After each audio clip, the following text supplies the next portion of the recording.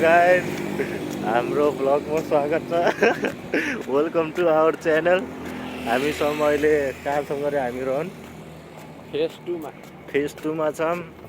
अब हामी फेज 1 जाँदैछौँ अनि यो फेज 2 को ब्रिज हो। भिडियोसको माहौल यस्तो छ यहाँको। अनि यो हो फेज 2 को ब्रिज। ऊ त्यहाँ फौजीहरू ट्रेनिङ गरिरहेछ। पानी आज धेरै निलो देख्दैछ। It's a beautiful day. अनि हामी हिँड्दैछौँ बाटोमा। भर्खर ड्युटी भएर अब रुमतिर जान लाग्यो। सनी डे यस्तै छ यहाँको डे। हरेक दिन घाम लाग्छ, कहिले पानी पर्छ, अत्तो हुँदैन यहाँको।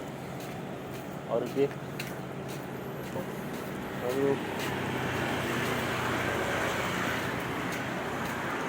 दामी छ। आज यस्तै छ जिन्दगानी, चलिरहेछ। सबजनाले पैसा कमाऊ,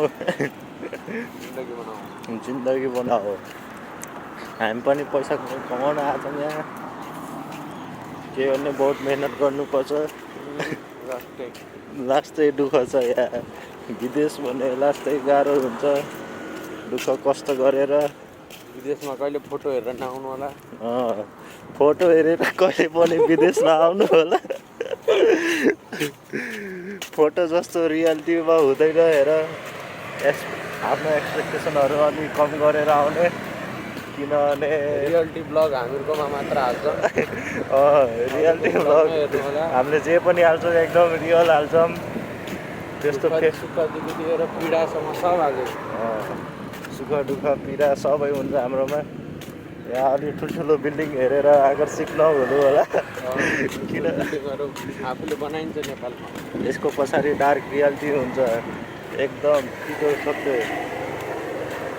त्यही भएर अलिक सोची सम्झिकन विदेशमा कदम चाल्नु, नत्र भने मालदिभ्सको पीडा भोग्नुपर्छ।